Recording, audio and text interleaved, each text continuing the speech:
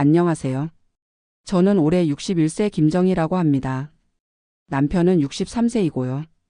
평생 성실하게 살아왔다고 자부하던 저희 부부에게 일어난 믿을 수 없는 일을 들려드리려고 해요. 아파트 전세 보증금 3억 원을 통째로 떼먹힌 이야기입니다. 그런데 단순히 돈을 잃은 것보다 더 무서웠던 건 세상에 대한 믿음이 송두리째 무너져 내린 거였어요. 누구를 믿고 살아야 할지 모르게 된 저희의 이야기를 끝까지 들어보세요. 남편이 정년퇴직을 한 게 2년 전이었습니다. 30년 넘게 다닌 회사에서 받은 퇴직금과 그동안 모아둔 돈을 합쳐서 5억 정도 되었어요. 그 돈으로 작은 아파트 하나 사서 월세를 받으며 살까 했는데 남편이 그러더라고요. 여보, 우리 나이에 집 관리하기도 힘들고 전세로 살면서 여유 자금은 따로 투자하는 게 낫지 않을까? 남편 말이 맞다고 생각했어요. 전세는 안전한 제도잖아요. 임대인이 보증금을 가지고 도망갈 수도 없고 등기부등본도 확인하면 되니까요. 그래서 3억으로 깔끔한 아파트 하나 전세로 잡고 나머지 2억은 안전한 곳에 투자하기로 했습니다. 집을 구할 때도 정말 신중했어요. 인터넷으로 매물도 찾아보고 직접 발품도 팔았죠. 마침 집 근처에 오래된 부동산 중개소가 있었는데 사장님이 정말 친절하셨어요. 60대 중반 정도 되어 보이는 분이었는데 저희와 나이도 비슷하고 말투도 점잖으셨거든요. 아, 고객님들 같은 분들이 오셔서 정말 반갑습니다. 요즘 젊은 사람들은 성격이 급해서 말이에요. 고객님들처럼 차근차근 알아보시는 분들이 진짜 좋은 집을 찾죠. 그 사장님이 추천해 주신 아파트가 정말 마음에 들었어요. 20년 된 아파트였지만 관리가 잘 되어 있었고 남향이라 햇볕도 잘 들었거든요. 무엇보다 임대인이 50대 부부로 보이는 분들이었는데 정말 신사적이고 예의 바르셨어요. 저희가 해외 발령이 나서 몇 년간 나가 있어야 해서요. 집을 비워두기보다는 좋은 분들에게 맡기고 싶었는데 정말 잘 됐네요. 임대인 남편분이 말씀하시는 걸 들으니 정말 믿음이 갔어요. 회사 명함도 주셨고 부인분은 또 얼마나 다정하셨는지 몰라요. 어머님, 이 집에서 정말 편안하게 지내세요. 저희도 마음이 놓입니다. 계약서도 꼼꼼히 확인했어요. 등기부등본도 받아서 받고 임대인 신분증도 확인했죠. 모든 게 완벽해 보였습니다.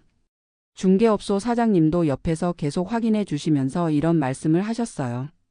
제가 일 20년 넘게 했는데 이렇게 깔끔한 거래는 정말 오랜만입니다. 고객님들 정말 복 받으실 거예요. 그렇게 3억 원을 임대인 계좌로 송금했습니다. 은행에서 거액을 이체할 때 직원분이 한 번 더 확인해 주셨는데 그때도 별로 걱정이 안 됐어요. 모든 서류가 완벽했거든요. 이사한 첫날이 정말 기억에 남습니다. 새 집에서 남편과 함께 커피를 마시며 앞으로의 계획을 세웠어요. 여보, 이제 정말 여유로운 노후를 보낼 수 있겠네. 그러게, 집도 마음에 들고 주변 환경도 좋고. 그때만 해도 저희는 정말 행복했어요. 성실하게 살아온 대가를 받는 것 같았거든요. 그런데 이상한 일이 생기기 시작한 건 이사 온 지 3개월 정도 지났을 때였어요. 아파트 관리사무소에서 전화가 왔는데 관리비 연체가 있다는 거예요. 죄송하지만 이 호수 관리비가 3개월째 밀려 있는데요. 네? 그럴 리가 없는데요. 저희가 계약할 때 관리비는 임대인 부담으로 했거든요. 관리사무소 직원은 그런 약정은 모른다고 하더라고요. 등록된 소유주가 관리비를 안 내니까 세입자에게 연락한 거라는 거였어요. 이상했지만 우선 제가 관리비를 냈어요. 그리고 임대인에게 전화를 걸었습니다. 그런데 전화가 안 되더라고요. 계속 꺼져 있다는 안내 멘트만 나왔어요. 여보, 임대인한테 전화가 안 되네. 해외에 나가 있다고 했으니까 시차 때문일 수도 있어. 남편 말이 맞는 것 같아서 며칠 더 기다렸어요.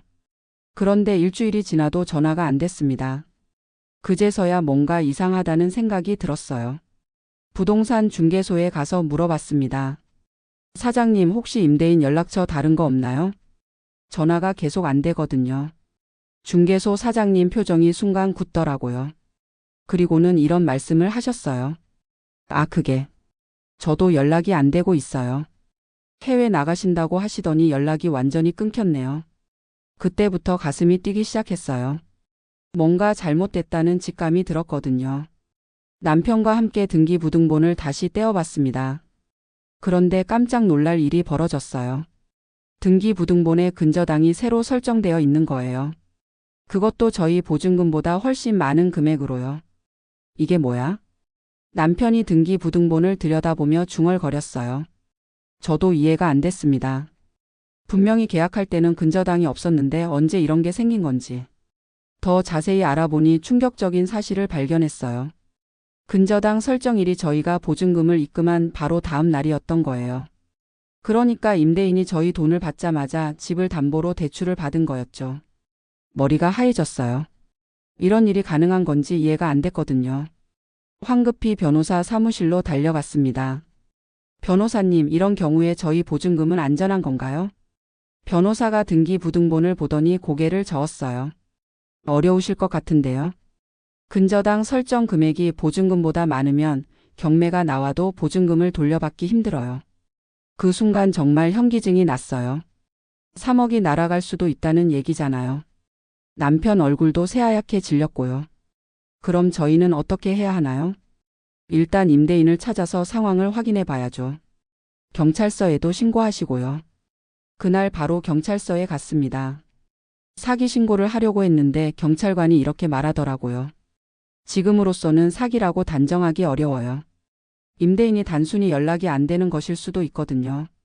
더 명확한 증거가 있어야 수사를 시작할 수 있습니다. 명확한 증거라니. 저희에게는 3억 원이 사라져가고 있는 상황인데 경찰은 더 기다리라는 거였어요. 정말 답답했습니다. 집에 돌아와서 남편과 마주 앉았는데 할 말이 없었어요. 둘 다 멍하니 있다가 남편이 먼저 입을 열었어요. 내가 잘못 생각한 것 같다. 무슨 소리야? 전세로 살자고 한 게 내 생각이었잖아. 집을 샀으면 이런 일은 없었을 텐데. 남편이 자책하는 걸 보니까 마음이 더 아팠어요. 누구 잘못도 아닌데 왜 저희가 이런 일을 당해야 하는지 정말 억울했거든요. 당신 잘못이 아니야. 누가 이런 일이 생길 줄 알았겠어? 하지만 위로의 말도 공허하게 들릴 뿐이었어요. 그 다음부터는 정말 지옥 같은 나날이 시작됐습니다. 매일 인터넷으로 비슷한 사례를 찾아보고 변호사 상담을 받고 관련 기관에 문의하고.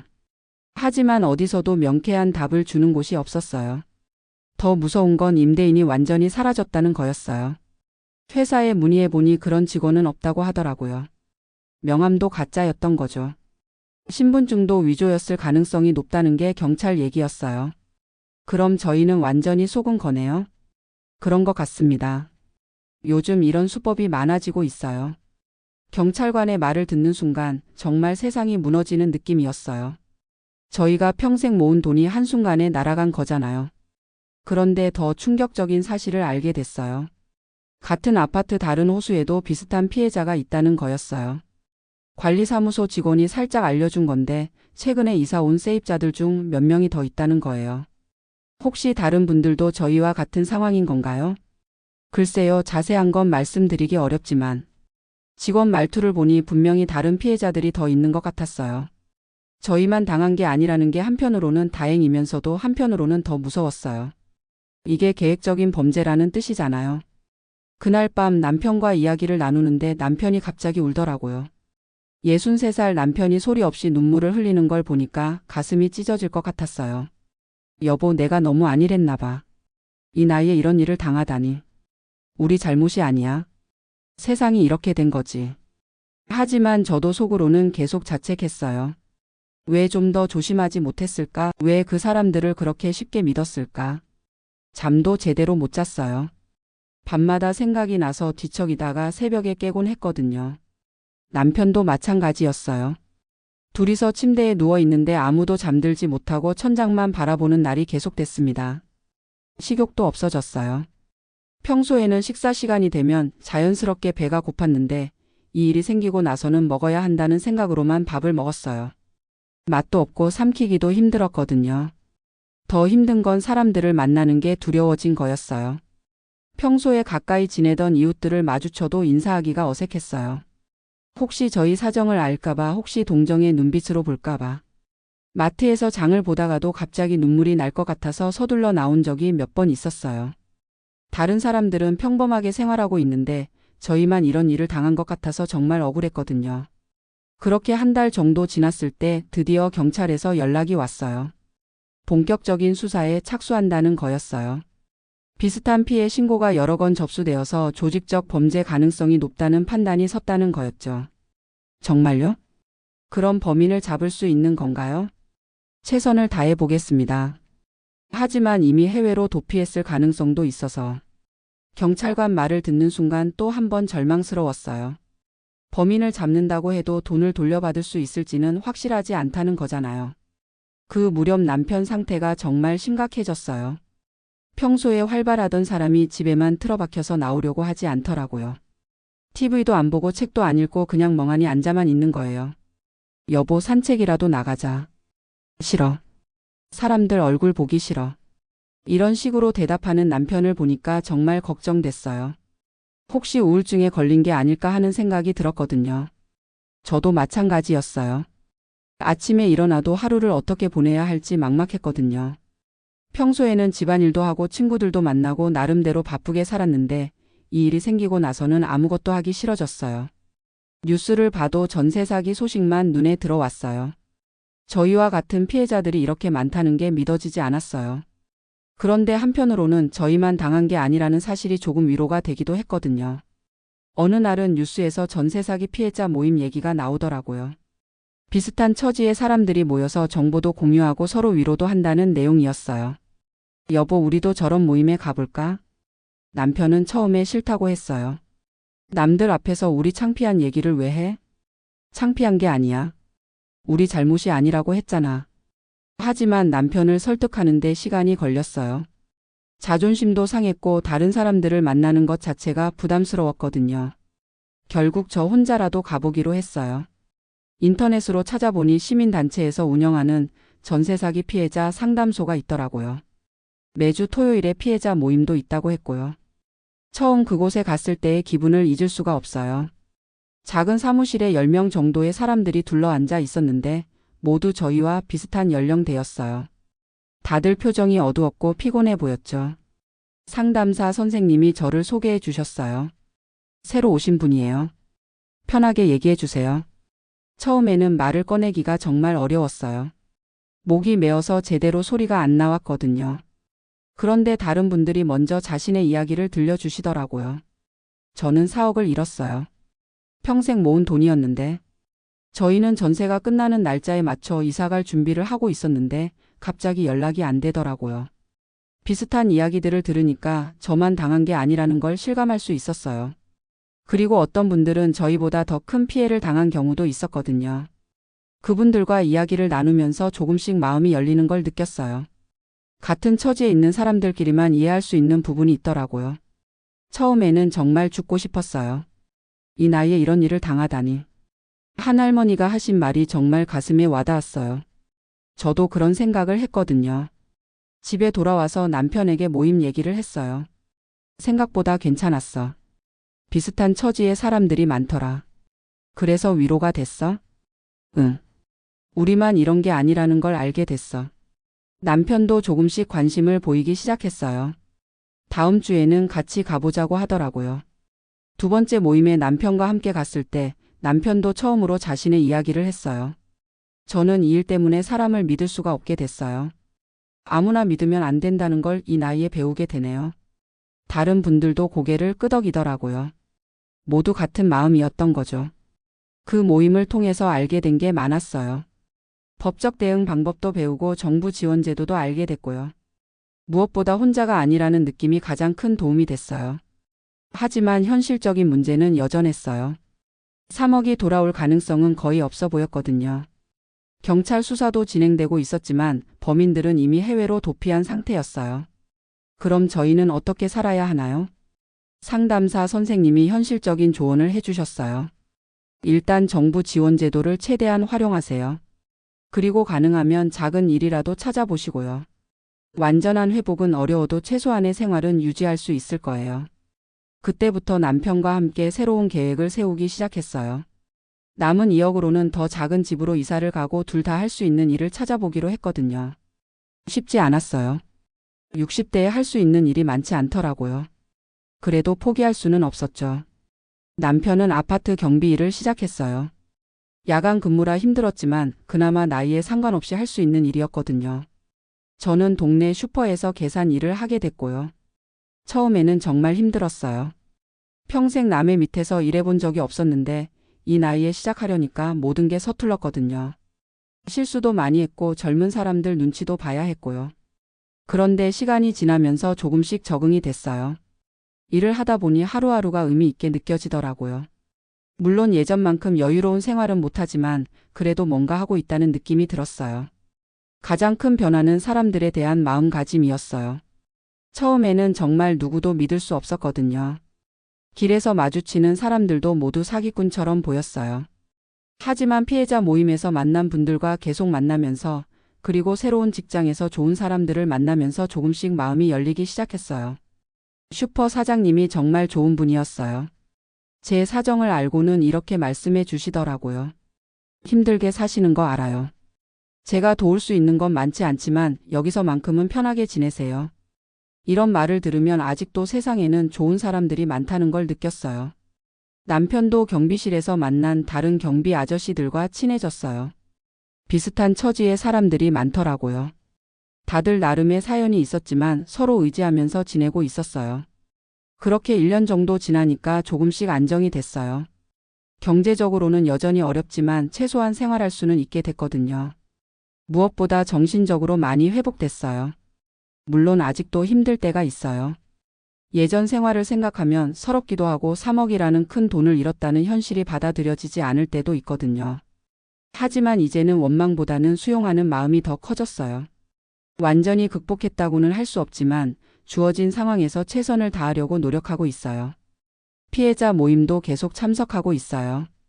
새로 오시는 분들께 제 경험을 들려주고 조금이나마 도움이 되려고 하거든요. 처음 왔을 때 다른 분들이 저에게 해주셨던 것처럼요. 처음에는 정말 힘들어요. 저도 그랬거든요. 하지만 시간이 지나면 조금씩 나아져요. 이런 말을 해드리면 조금이나마 위로가 되는 것 같아요. 요즘은 남편과 함께 작은 계획들을 세우고 있어요. 큰 꿈은 아니지만 우리 나름대로의 소소한 목표들이에요. 여보, 우리 조금 더 모아서 작은 원룸이라도 하나 사볼까? 그래, 전세는 이제 무서워서 못하겠어. 비록 예전만큼 넉넉하지는 못하지만 우리만의 속도로 천천히 준비해보고 있어요. 가끔 길을 걸으면서 생각해 봅니다. 만약 그때 전세 사기를 당하지 않았다면 어떤 생활을 하고 있을까? 아마 여전히 여유로운 노후를 보내고 있었겠죠. 하지만 그런 생각을 오래 하지는 않아요. 이미 벌어진 일이고 되돌릴 수 없으니까요. 대신 지금 이 순간에 집중하려고 해요. 남편이 건강하게 일할 수 있다는 것, 저도 움직일 수 있다는 것, 우리가 함께 있다는 것. 이런 것들이 사실은 정말 소중한 거더라고요. 물론 완전히 회복되었다고 말할 수는 없어요. 가끔 밤에 잠들기 전에 그때 일이 생각나면 아직도 가슴이 답답해져요.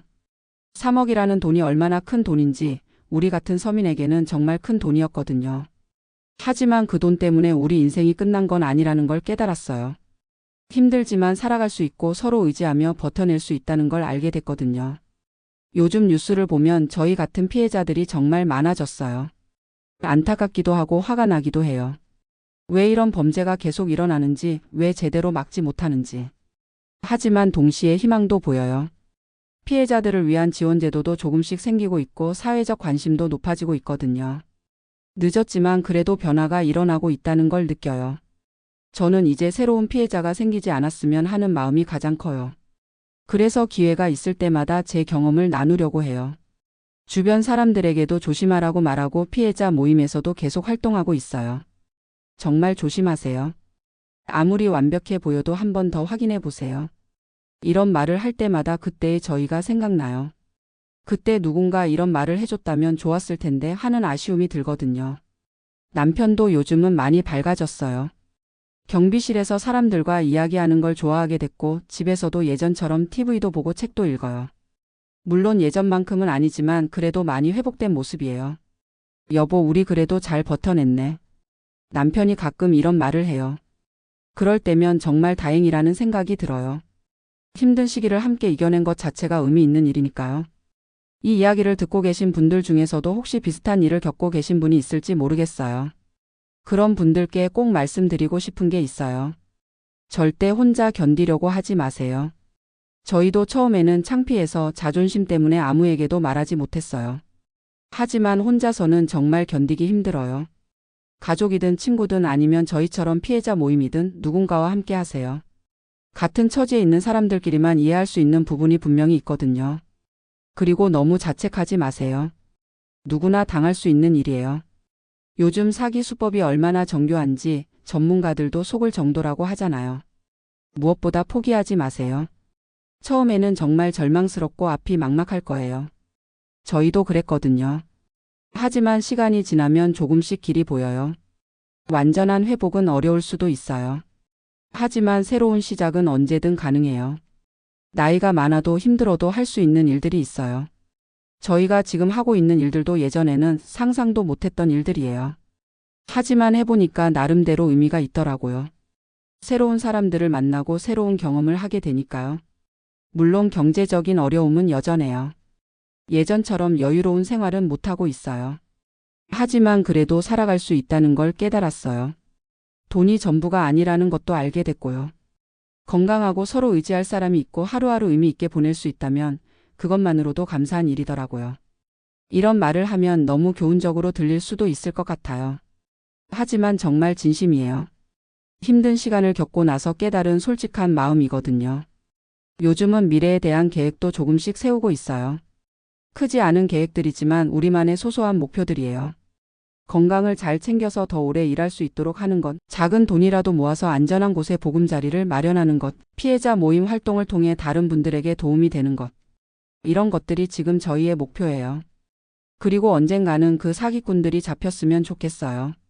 돈을 다 돌려받지는 못한다고 해도 최소한 처벌은 받았으면 하는 마음이에요. 저희 같은 피해자가 더 이상 생기지 않도록요.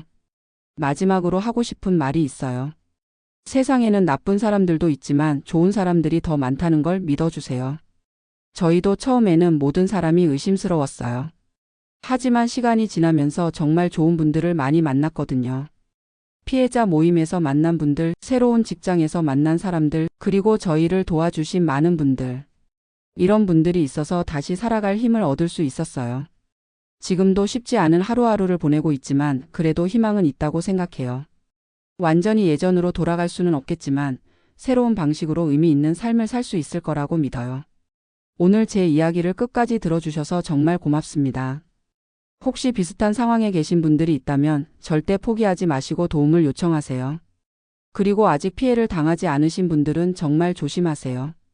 저희 같은 일이 더 이상 일어나지 않았으면 좋겠어요. 모든 분들이 안전하고 평안한 노후를 보내실 수 있기를 진심으로 바랍니다. 감사합니다.